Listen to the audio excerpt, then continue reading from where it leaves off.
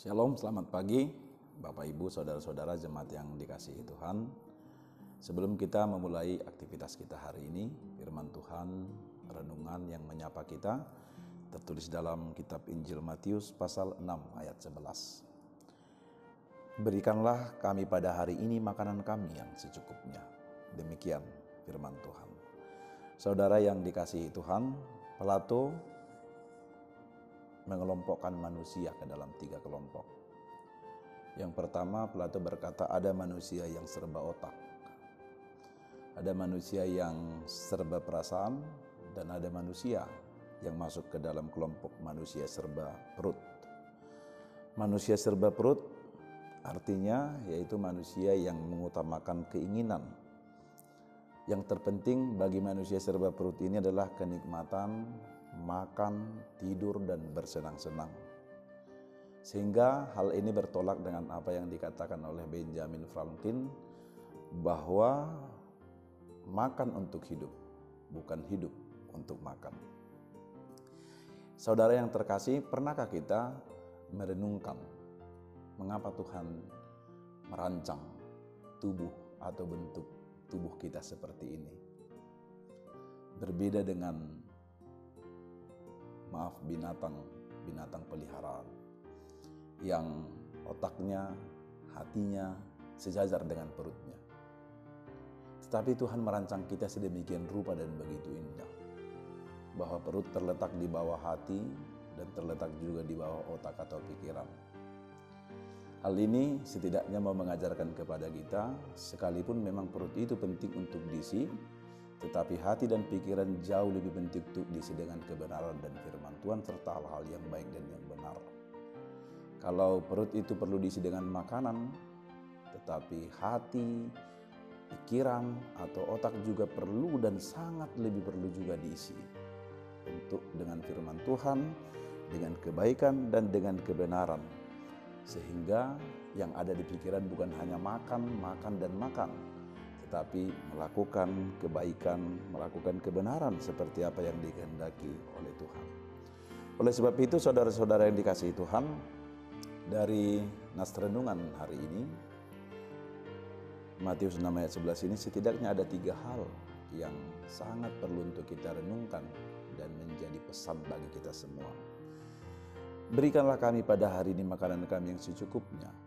Yang pertama, lewat nats renungan ini apa yang disebutkan oleh Tuhan Yesus sebagai permintaan keempat dalam doa Bapa kami.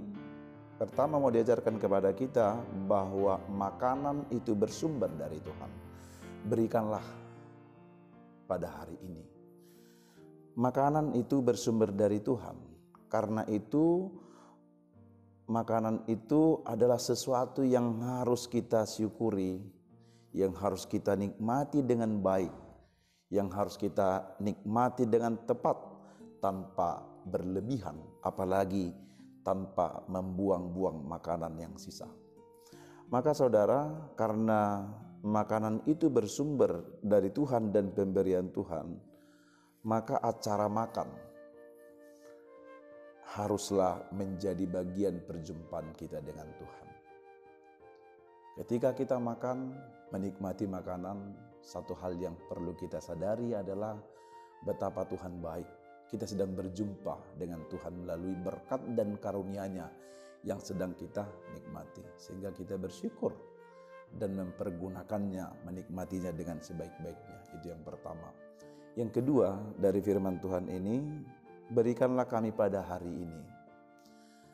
Firman Tuhan tidak berkata hari esok, minggu besok, 1 bulan, 1 tahun, atau bahkan 10 tahun.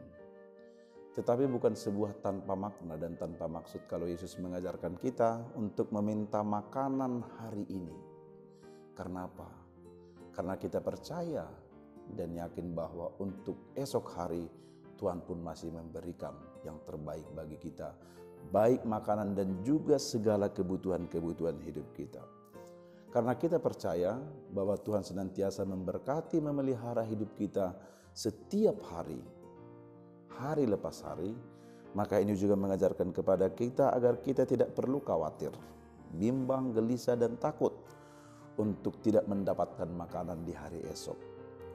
Seperti orang-orang yang suka menimbun harta, menimbun makanan yang pada akhirnya busuk dan kehilangan, tidak dinikmati dengan baik. Yang ketiga, saudara-saudara yang dikasihi Tuhan, dari nas renungan ini, berikanlah kami pada hari ini makanan kami yang secukupnya.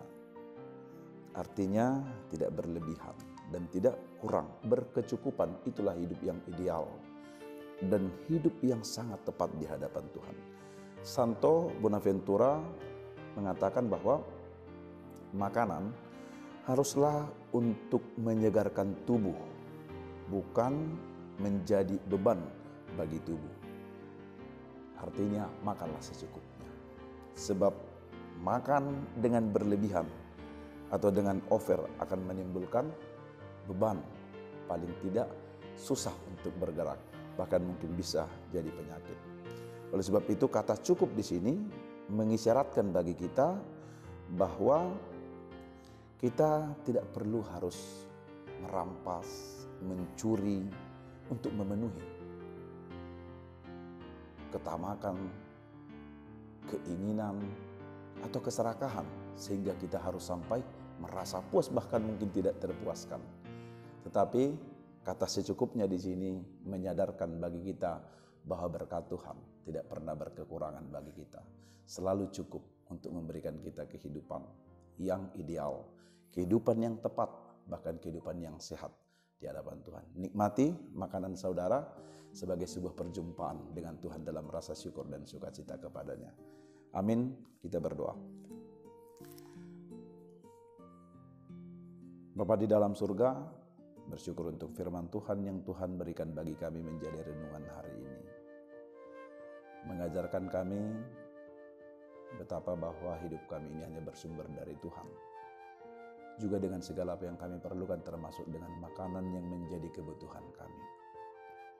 Tetapi Tuhan mengajarkan kepada kami bahwa dalam setiap pemberian Tuhan pun juga dengan makanan, satu hal yang harus kami pahami dan kami lakukan, bahwa makan dan makanan itu menjadi bagian perjumpaan kami dengan Tuhan lewat karunia dan berkat-Mu, sehingga kami harus menikmatinya di dalam rasa syukur.